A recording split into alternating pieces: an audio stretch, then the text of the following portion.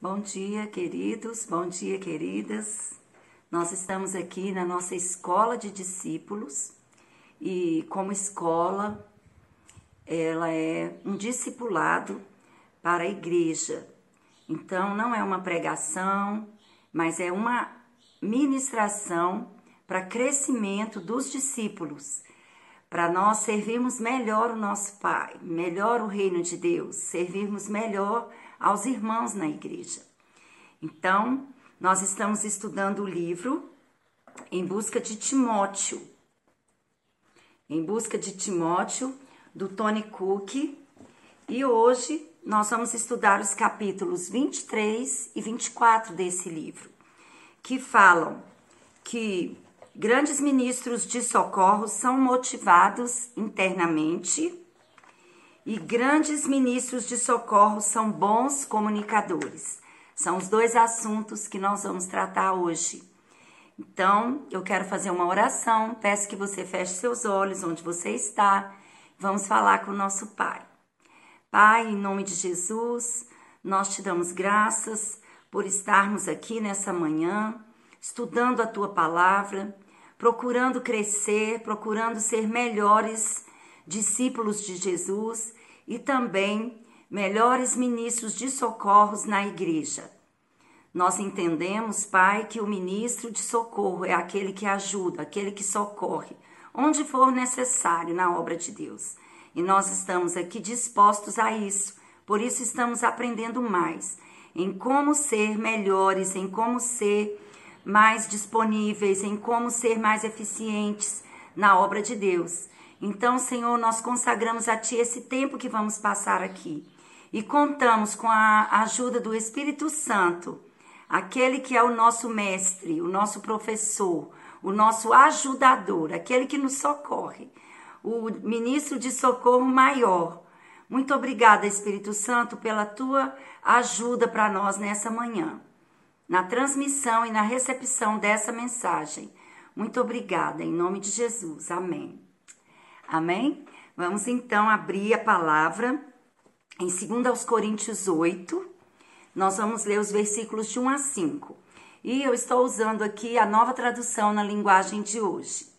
Irmãos, queremos que vocês saibam o que a graça de Deus tem feito nas igrejas da província da Macedônia. Os irmãos dali têm sido muito provados pelas aflições porque têm passado. Mas a alegria deles foi tanta que, embora sendo muito pobres, eles deram ofertas com grande generosidade. Afirmo a vocês que eles fizeram tudo o que podiam e mais ainda. E com toda boa vontade pediram com insistência que os deixássemos participar da ajuda para o povo de Deus, da Judéia, e eles insistiram nisso. E fizeram muito mais do que esperávamos. Primeiro eles deram a si mesmos ao Senhor e depois, pela vontade de Deus, eles se deram a nós também. De modo que pedimos a Tito, que começou a recolher essas ofertas, que continuasse e ajudasse vocês a completarem esse serviço especial de amor. Vocês mostram que em tudo são mais ricos do que os outros, na fé, na palavra, no conhecimento, na vontade de ajudar os outros e no nosso amor por vocês. E nesse novo serviço de amor, queremos também que façam mais do que os outros. Não estou querendo mandar em vocês. O que eu estou querendo é que conheçam o entusiasmo com que as igrejas da Macedônia deram ofertas, para que assim vocês vejam se o amor de vocês é verdadeiro ou não. Vou ler o 9 também. Porque vocês já conhecem o grande amor do nosso Senhor Jesus Cristo. Ele era rico, mas por amor a vocês, ele se tornou pobre, a fim de que vocês se tornassem ricos por meio da pobreza dele. Então, Jesus se fez pobre para que nós nos tornássemos ricos. E riqueza não é só dinheiro. Riqueza é a nossa nobreza em ajudar, em participar das campanhas que a igreja faz.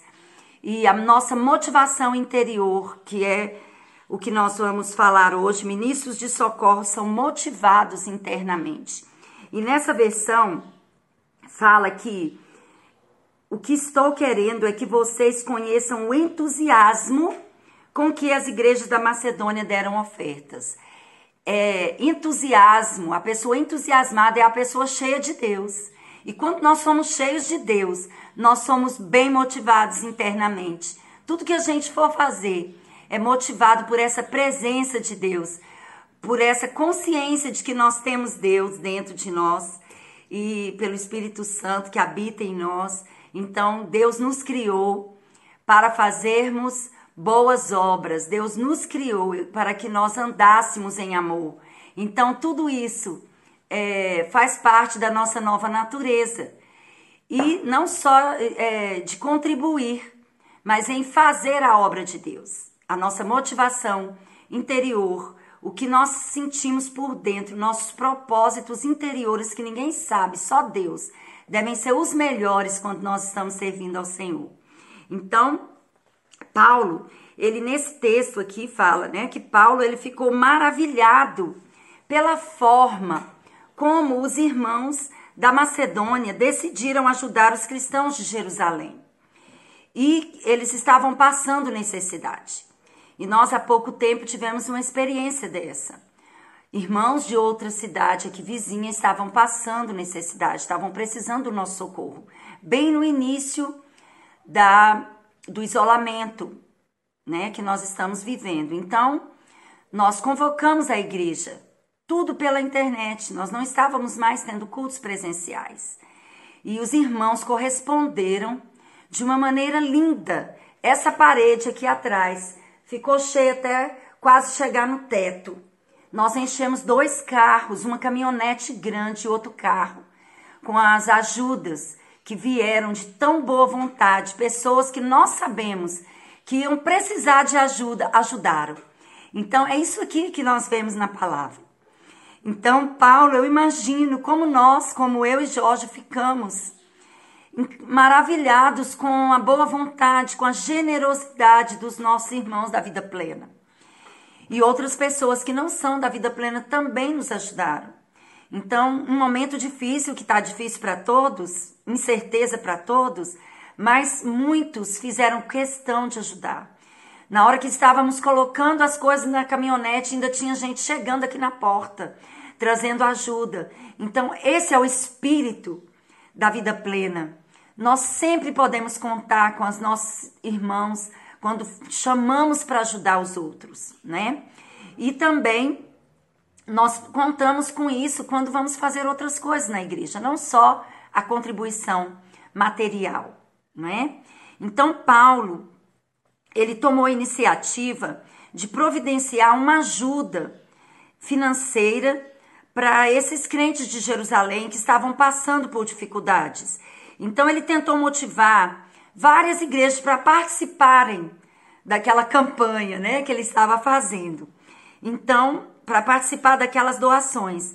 Mas os macedônios, eles tiveram uma atitude diferenciada das outras igrejas. Mesmo eles estando passando por dificuldades, eles quiseram muito, eles imploraram para Paulo, deixa a gente participar, nós queremos ajudar. Então, eles aceitaram esse desafio e eles excederam as expectativas de Paulo. Então, eles não responderam aquele pedido de Paulo de má vontade, eles responderam de todo o coração e eles deram muito além do que Paulo esperava, né? Chegou a ficar maravilhado com aquela oferta. Então, Paulo falou dos macedônios na segunda carta aos Coríntios para motivar os coríntios a serem generosos também, a agirem daquela maneira. E no Salmo 110, no versículo 3, nós vamos abrir.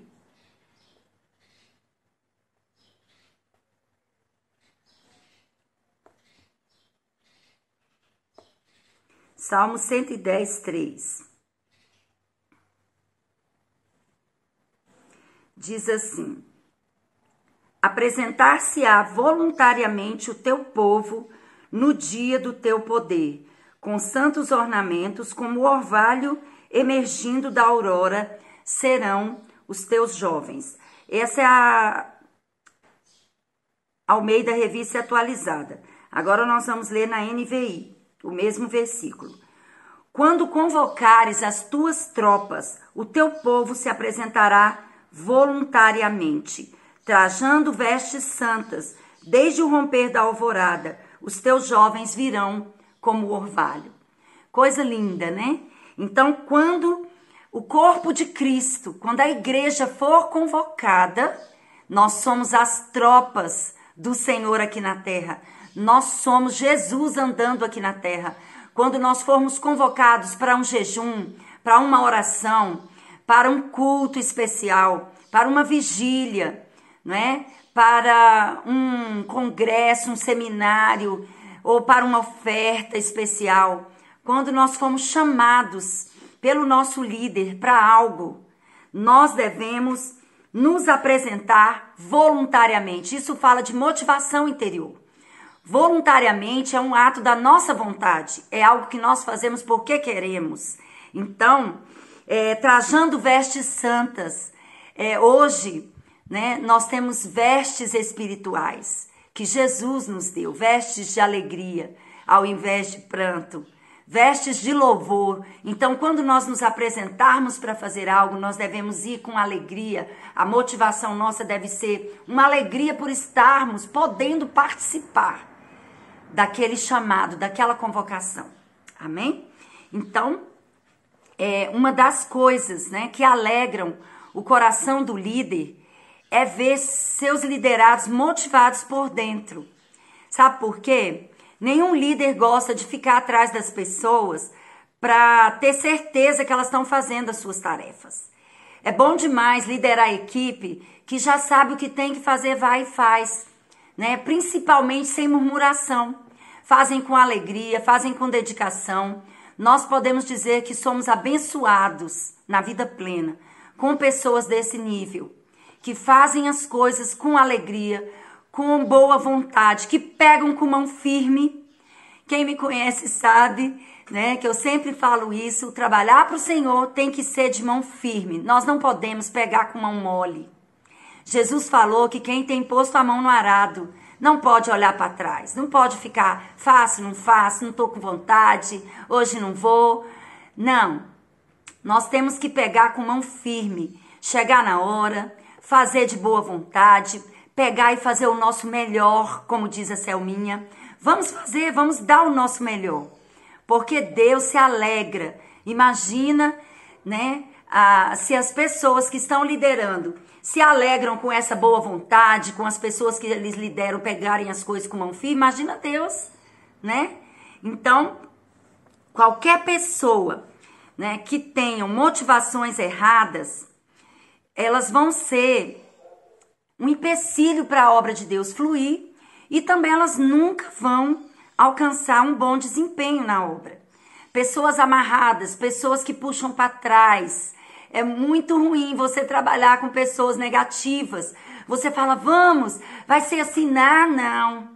Eu acho que desse jeito não vai dar certo, né? Nem tenta para ver se vai dar. Então, é ótimo a gente trabalhar com pessoas motivadas, pessoas entusiasmadas, cheias de Deus, né? Pessoas que são motivadas a alcançar excelência e sucesso. É muito bom. Então, eu vejo isso, né, num departamento que eu trabalho na igreja, que eu sou submissa a líder, que é a Jesus, que é o nosso ateliê de costura, na quarta-feira à tarde. A Jesus é a nossa líder. Então, nós que trabalhamos, a equipe de trabalho do ateliê, é uma equipe que se submete à liderança da Jesus. E eu não vejo a Jesus tendo que ficar pressionando as irmãs para fazer as costuras, para fazer os biquinhos de crochê, o tricô. Não, todas fazem de boa vontade, pegam com mão firme e o trabalho rende e os enxovaizinhos vão sendo montados e nós já entregamos do ano passado para cá mais de 200 enxovais. Não precisou de pressão em cima das pessoas que trabalham. Então é maravilhoso, é um ambiente bom da gente trabalhar. Nós trabalhamos nas quartas-feiras de 3 a 6, mais ou menos, 5h30. E é um tempo maravilhoso, nós não sentimos peso. Porque todas estão com a motivação certa, todas são entusiasmadas. E o trabalho rende e o resultado sai. Amém? Então é um exemplo, porque é algo que eu participo e que eu vejo como que o resultado é bom quando nós estamos entusiasmados. Amém? Então, qualquer pessoa que tem motivações erradas, tipo o quê?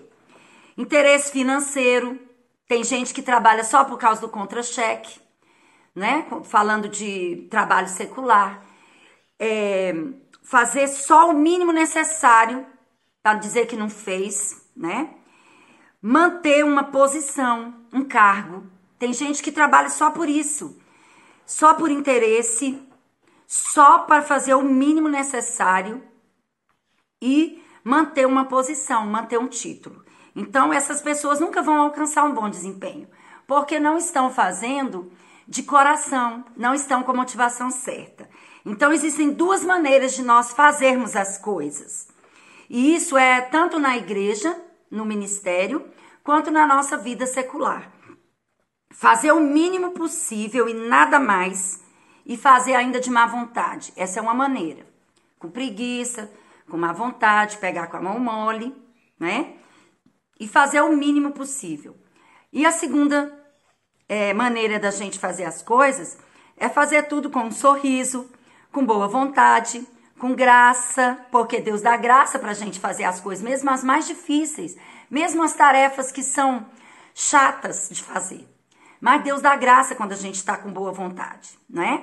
Então, com uma determinação de fazer não só o que foi pedido, mas ir além do que nos foi pedido. Aquele toque especial, aquela excelência no que fazemos. Ir além, fazer a mais do que nos foi pedido. Isso agrada a Deus. Isso agrada quem está liderando. Cria um ambiente bom de trabalho. Amém? Grandes ministros de socorros estão sempre dispostos a caminhar mais uma milha. Isso é ir além. Eu vou mais um pouco do que a pessoa me pediu. Não porque foi pedido, mas porque tem o coração de servo e querem servir. Então, uma parte da motivação interior é nós tomarmos iniciativa. Um grande ministro de socorros, ele é inspirado a fazer um bom trabalho e ele não espera que ninguém venha motivá-lo. Ele já é motivado. Ele quer fazer um bom trabalho porque ele tem a motivação interior de agradar a Deus, em primeiro lugar, né? E de ser uma bênção para a igreja. Então, ele vê a necessidade que está tendo e toma a iniciativa.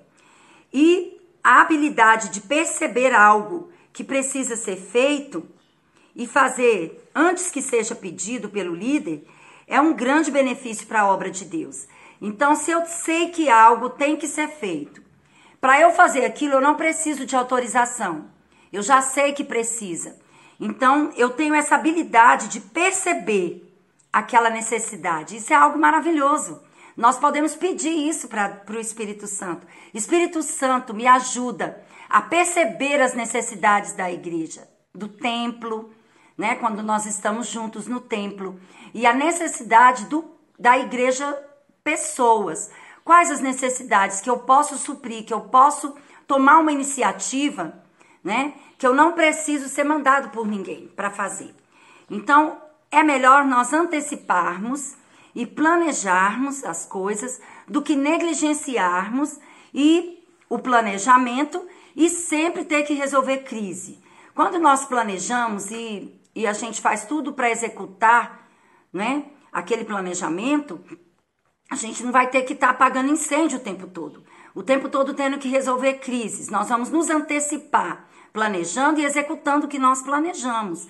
Às vezes acontecem imprevistos, como nós vimos na lição anterior com a Flávia. E nós precisamos ser flexíveis, né? Eu ouvi uma frase do Bob Fitts, que é um ministro de louvor, né? Há muitos anos atrás, isso me serve muito como lição para servir a Deus. Ele disse, bem-aventurados os flexíveis, porque eles não serão quebrados.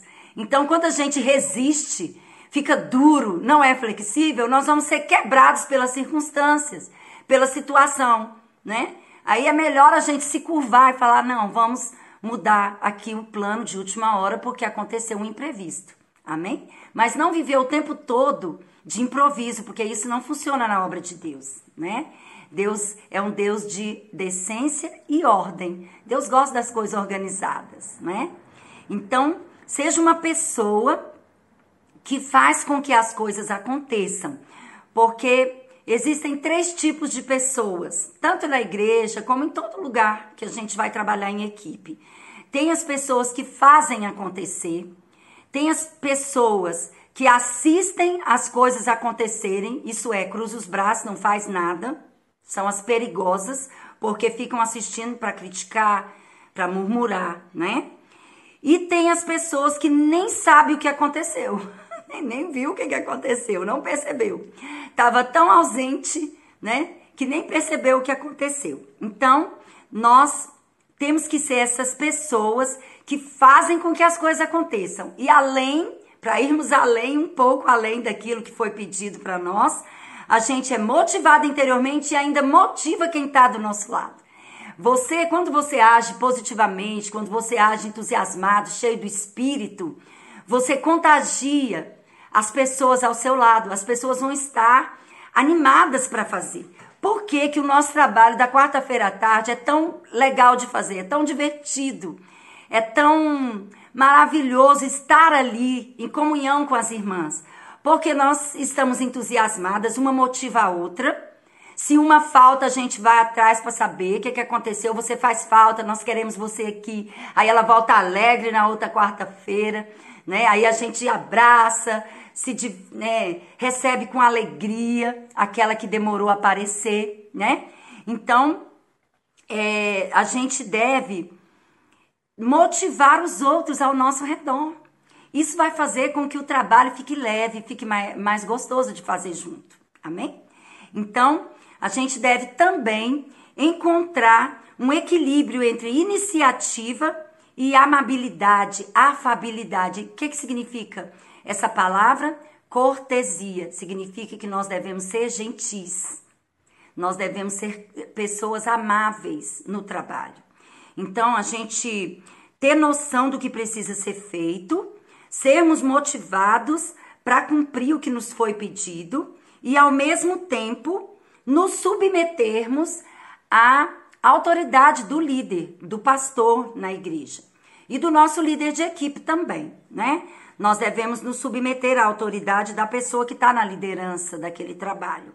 Então, a gente tem coisa que nós não podemos fazer por conta própria. Tem coisas que precisam de autorização. Se formos gastar dinheiro da igreja, a gente precisa pedir autorização para o pastor, né?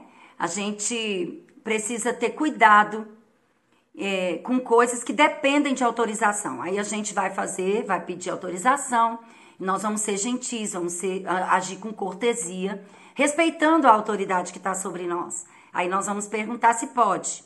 Mas o que nós já sabemos que é tarefa nossa, a gente não precisa perguntar, a gente vai e faz, né? Com mão firme, com boa vontade, tá bom? Tarefas que já são autorizadas devem ser simplesmente feitas, né? O que você já sabe que é para você fazer.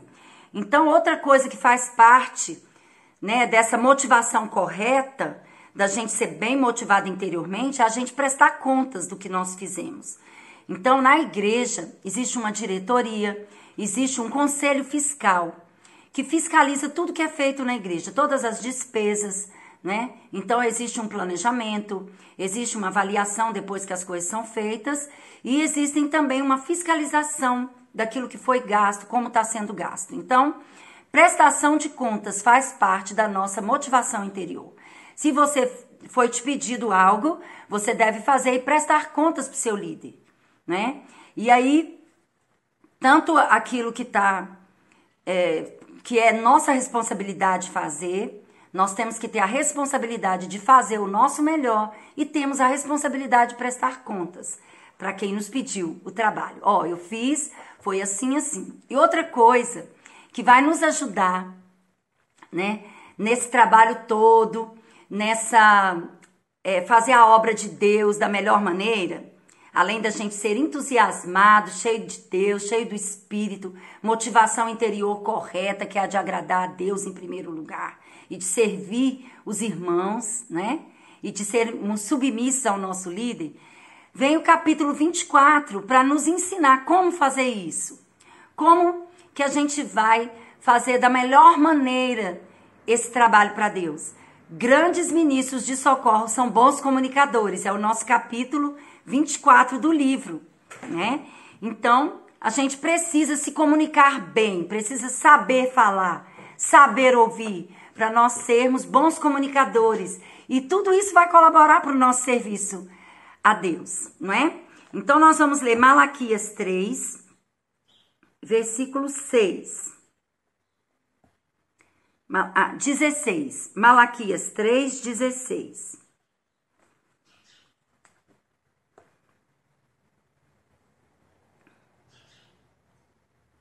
Depois, aqueles que temiam o Senhor conversaram uns com os outros, e o Senhor os ouviu com atenção. Foi escrito um livro como memorial na sua presença, acerca dos que temiam o Senhor e honravam o seu nome. Olha que todas as nossas conversas, tudo que a gente fala, se transforma num memorial para Deus. Deus não se esquece daquilo que a gente fala, né? Então, fica gravado aquilo que nós falamos. Por isso, nós devemos ter cuidado que não saia da nossa boca nenhuma palavra frívola, palavra sem importância, palavra que a gente solta no ar, sem prestar atenção no que estamos falando. Porque o que nós falamos, nós devemos falar com temor ao nosso Senhor, né? Com respeito àquele que está morando dentro de nós. Então, nós temos boca, nós podemos falar e nós devemos vigiar o que nós falamos, né? Então, aqui fala que os que temiam o Senhor conversaram uns com os outros e o Senhor os ouviu com atenção. E nós temos que pensar nisso, né? O que eu estou falando, Deus está ouvindo, o diabo também, né? Temos que vigiar as nossas palavras, porque o inimigo, ele está de olho, ele está ouvindo o que a gente fala ao nosso derredor, para pegar palavras ruins que a gente solta, para fazer cumprir. Coisas que a gente nem quer que aconteça na nossa vida, ou na igreja, né? Então, só porque uma pessoa gosta de falar, não significa que ela é uma boa comunicadora, não é? Então, uma coisa que é importante para nós sermos bons comunicadores é nós sermos bons observadores. Quando nós chegarmos num ambiente, quando nós estivermos trabalhando para o Senhor, nós devemos observar, prestar atenção no que está acontecendo antes de falar. Porque tem gente que é rápido para falar, para criticar, para falar mal, sem conhecer toda a história, sem saber de todos os fatos. Isso é perigoso. Então, nós vamos ver aqui que o apóstolo Paulo era um ótimo observador. Por isso, ele foi um excelente comunicador, porque ele observava tudo. Então, a gente, para ser um bom comunicador e ouvir bem o que os outros estão falando, é um começo de uma boa comunicação. Prestar atenção, ouvir o que as pessoas estão dizendo, para depois emitir a nossa opinião, ou falar aquilo que vem ao nosso coração, porque o Espírito Santo, quando a gente fica quietinho ouvindo, ele já está trabalhando dentro de nós e ele vai trazendo aquilo que é para a gente falar. Uma experiência como pastora que eu tenho com o Espírito Santo é quando eu estou aconselhando pessoas, mulheres, né? Que é o caso, que eu trabalho com as mulheres. Eu estou ouvindo a mulher me falar, a pessoa me falar aquilo que ela está passando. Enquanto eu estou ouvindo a pessoa, eu já estou orando aqui dentro, falando com o Espírito Santo. O que eu devo falar para essa pessoa? Espírito Santo, me ajuda para eu comunicar bem a vontade de Deus para essa pessoa. Então, eu tenho recebido orientações do Espírito Santo nesse sentido, para eu comunicar a vontade de Deus para quem eu estou aconselhando, não é? Então, é uma boa medida de segurança, antes da gente falar, consultar o Espírito Santo, para a gente não falar bobagem. Então, em Atos 17, vamos abrir em Atos 17, nós vamos ver um episódio que aconteceu com Paulo, né? Atos 17, a partir do versículo 16. Paulo estava em Atenas e ele queria uma oportunidade de comunicar Jesus para aquela cidade. Então, vamos ver o que aconteceu. Enquanto esperava por eles em Atenas, Paulo ficou profundamente indignado ao ver que a cidade estava cheia de ídolos. Por isso, discutia na sinagoga com judeus e com gregos, tementes a Deus, bem como na praça principal, todos os dias, com aqueles que por ali se encontravam. Alguns filósofos epicureus e estoicos começaram a discutir com ele. Alguns perguntavam: o que está tentando dizer esse tagarela? Outros diziam: parece que ele está anunciando deuses estrangeiros. Ele estava falando de um deus que não era grego, era um deus até então, dito que era dos judeus. Então, pois Paulo estava pregando as boas novas a respeito de Jesus e da ressurreição. Como eles nunca tinham ouvido falar de Jesus, para eles era um deus estrangeiro. Então, o levaram a uma reunião do Areópago, onde lhe perguntaram: podemos saber que novo ensino é esse que você está anunciando? Você está nos apresentando algumas ideias estranhas e queremos saber o que elas significam. Todos os atenienses e estrangeiros que ali viviam não se preocupavam com outra coisa senão falar ou ouvir as últimas novidades.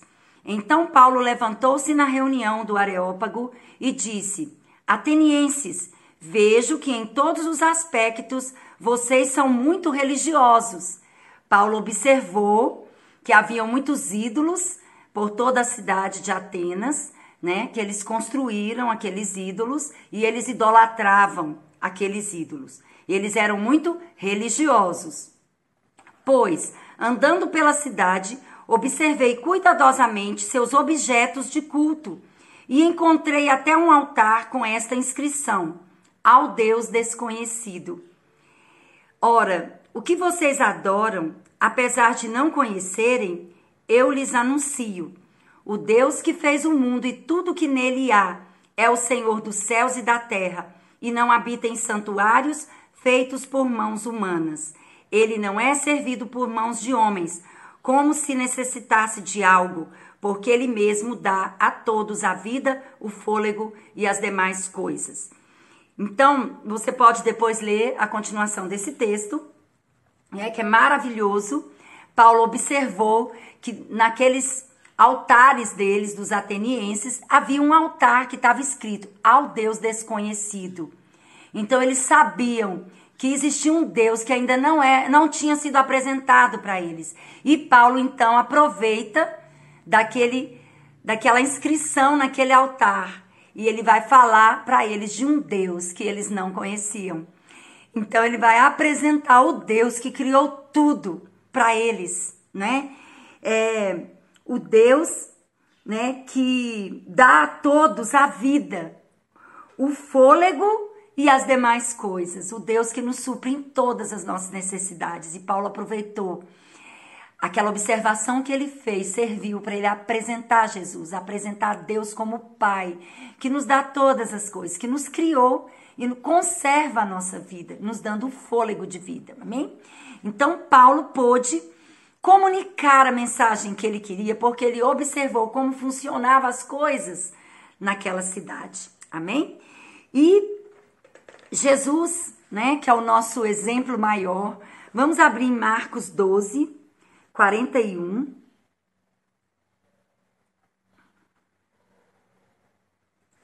Marcos 12, 41.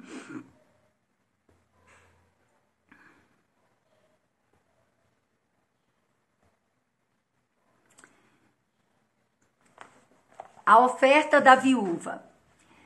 Olha bem, Jesus sentou-se em frente do lugar onde eram colocadas as contribuições e observava a multidão colocando dinheiro nas caixas de ofertas.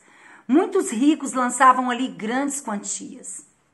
Então, uma viúva pobre chegou-se e colocou 2 pequeninas moedas de cobre, de muito pouco valor. Chamando a si e os seus discípulos, Jesus declarou: afirmo que esta viúva pobre colocou na caixa de ofertas mais do que todos os outros. Todos deram do que lhe sobrava, mas ela, da sua pobreza, deu tudo o que possuía para viver. Olha aqui como isso nos fala de motivação interior, que é o que nós vimos no capítulo anterior. Jesus ficou ali de frente do gasofilácio, que é o recipiente onde as ofertas são colocadas, eram colocadas também no templo. E ele ficou ali observando aquelas pessoas. Depois da observação, ele transmite uma mensagem, ele comunica algo para os discípulos. Vocês sabiam que essa viúva pobre deu mais do que os outros que deram grandes quantias? Eu imagino que os discípulos devem ter pensado, Jesus pirou, né? Como que ele está falando isso se as outras pessoas ricas deram muito mais do que ela? Mas Jesus viu o coração daquela mulher, que ela deu daquilo que ia fazer falta para ela, mas ela não se importou com isso. Ela confiava tanto em Deus que ela sabia que Deus ia sustentá-la. E nós sabemos que naquela época, né, da igreja, né, as pessoas tinham aquele hábito de dividir o que elas tinham. Então ela sabia que ela ia ser sustentada de alguma maneira. Alguém ia ofertar algo na vida dela e ela não ia ter falta de nada. Amém? Então, Jesus, ele observava o ambiente, ele observava as pessoas. E ele chegava e perguntava, o que você quer que eu te faça? Mas ele esperava a pessoa se comunicar, falar para ele o que a pessoa queria. Porque a gente tem o que a gente fala. E Jesus, então, trabalhava isso na pessoa. E ele foi um excelente comunicador, né? Ele passou tudo que ele veio fazer na terra, ele comunicou para as pessoas qual era a função, o papel dele aqui como Filho de Deus que veio para salvar toda a humanidade. Amém? Então, em Provérbios 18, 13, nós vamos abrir.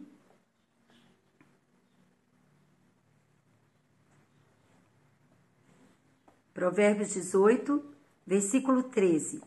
Quem responde antes de ouvir, comete insensatez e passa vergonha. É melhor a gente ouvir tudo que a pessoa tem a dizer, para a gente não se precipitar e falar o que não deve, falar besteira, como está aqui, passar vergonha na NVI, né? Além de cometer uma insensatez, nós vamos passar vergonha se a gente se antecipar, se a gente for precipitado no falar. E Tiago 1,19...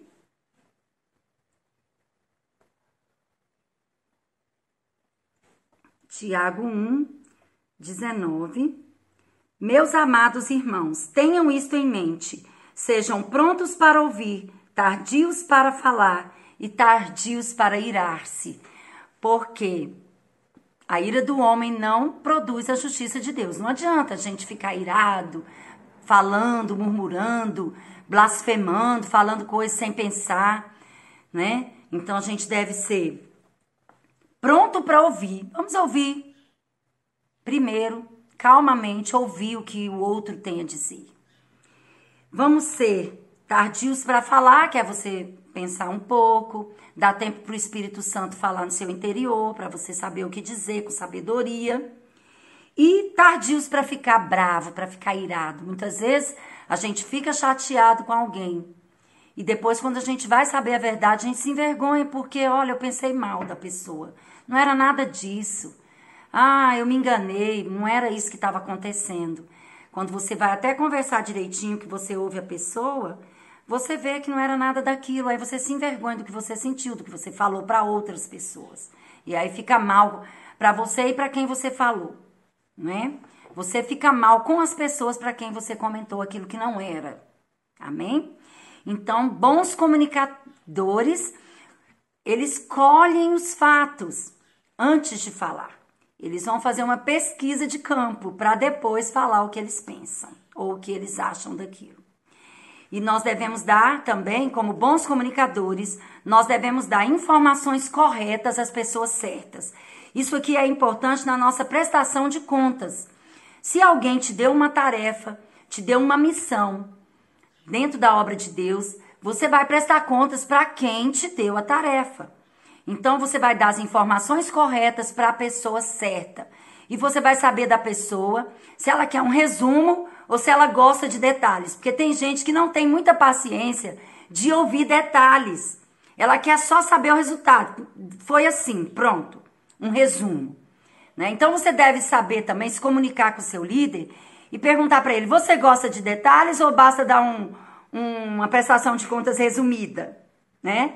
Eu conheço uma pessoa, né, que não gosta de muita lenga-lenga, de muito detalhe, de muito. Ela fala assim: então, vamos ser objetivos. É o nosso pastor Jorge. Ele gosta de saber já o resultado final, pouco detalhe, não precisa fazer resenha. Até testemunho, quando alguém vai contar, ele fala: seja objetivo, porque você comunica as coisas mais importantes e tem o resultado excelente. Não precisa dar muito detalhe, contar muita história, fazer muito rodeio, né? E aí você consegue comunicar o que você precisa, tá bom? Então, a gente deve nos lembrar também de comunicar as coisas certas. Nós sabemos da história dos 12 espias, foram enviados por Moisés para olhar o que estava acontecendo na Terra Prometida. 10 deles voltaram com um relatório péssimo. Passaram medo para os israelitas. Então ficou todo mundo atemorizado com aquele relatório. Tem gigante, nós vamos ser comidos como pão ali. Nós éramos aos nossos olhos como insetos. Não. Aí levanta 2 bons comunicadores que confiavam em Deus e que tinham certeza do poder de Deus, que Deus era capaz de derrotar aqueles inimigos junto com eles, que Deus ia sempre à frente. Deus promoveu tantas coisas lindas para salvá-los, para livrá-los, e eles ainda estavam com dúvidas com relação a Deus. Aqueles 10 deram um relatório péssimo. Mas Josué e Caleb, que eram bons observadores, bons comunicadores, eles chegaram e falaram: não, nós temos certeza que Deus é maior do que os gigantes e que nós vamos derrotar aqueles inimigos porque Deus é conosco. Então isso é algo que a gente deve pensar antes de dar relatórios.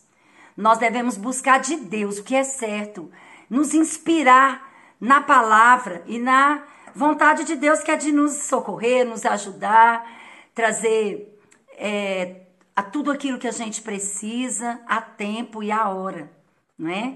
Então, também quando Jesus enviou os discípulos de 2 em 2, ele os enviou para outros lugares, ali aos arredores, né, de Jerusalém. Ele falou: vocês não vão levar nada, vocês vão ser supridos em tudo. E aí Jesus pergunta depois para eles: porventura lhes faltou alguma coisa? Nada, disseram eles. Então, os discípulos deram um retorno para Jesus. Eles chegaram: mestre, os demônios se nos submetem. Quando a gente dá ordem para eles saírem, eles saíam. Eles estavam dando para Jesus um relatório. E Jesus ainda deu para eles o retorno daquele relatório. Ele falou: vocês devem se alegrar mais, porque os seus nomes estão escritos no livro da vida. Isso é o mais importante na nossa vida. O nosso nome está escrito no livro da vida. Nós somos salvos por Jesus e nós somos discípulos dele. E devemos cumprir o nosso chamado com alegria, com boa vontade, comunicar aos nossos irmãos a vontade de Deus com amor, com amabilidade, né?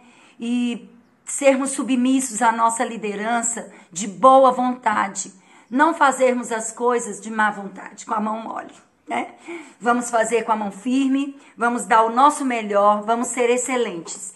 E com relação à comunicação, a falar a coisa certa para as pessoas certas, eu estou lendo um livro que chama 12 Maneiras de Ser uma Bênção para a Sua Igreja. É da Kate Maveig. E eu quero ler um trechinho para encerrar nossa aula de hoje. É o capítulo 9, a 9ª maneira de nós sermos uma bênção para a vida plena. Declare palavras cheias de fé sobre sua igreja. Há poder nas palavras que dizemos. Na verdade, as palavras são tão poderosas que Deus criou o mundo através delas. Hebreus 11:13 diz: pela fé entendemos que foi o universo formado pela palavra de Deus, de maneira que o visível veio a existir das coisas que não aparecem. Esta passagem nos diz que o mundo foi formado por palavras. Nós também Podemos formar o mundo ao nosso redor pelas palavras que dizemos. Podemos formar um mundo de paz, de prosperidade, de cura, pelas palavras que saem da nossa boca.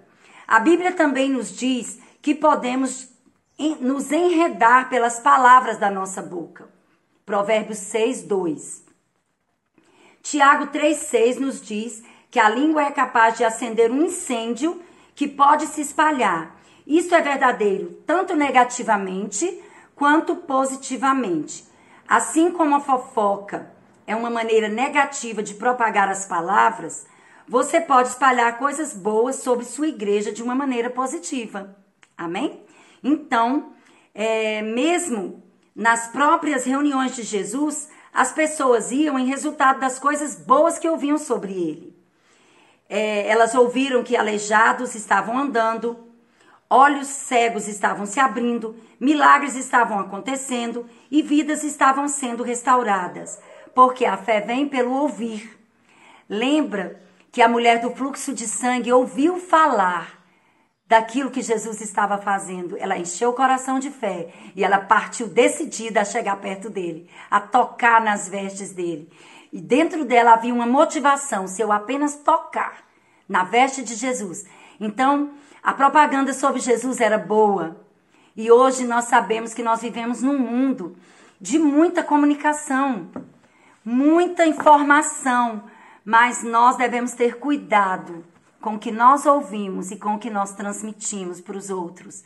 Então vamos falar bem da nossa igreja, vamos fazer uma boa comunicação para as pessoas e vamos agir de acordo com o que nós falamos, porque nós somos a vida plena, nós somos a igreja. Então nossas atitudes falam muito mais do que as nossas palavras. Vamos andar em amor, vamos andar confiando no que Deus diz a nosso respeito, crendo no que Ele fala sobre nós e vamos agir de acordo com isso. Vamos ser bons servos, amém? E vamos ser bons comunicadores da palavra. Deus nos chamou para pregar o evangelho a toda criatura e assim nós vamos aumentar a quantidade de pessoas que entregam as suas vidas para Jesus, amém? Muito obrigada pela sua atenção.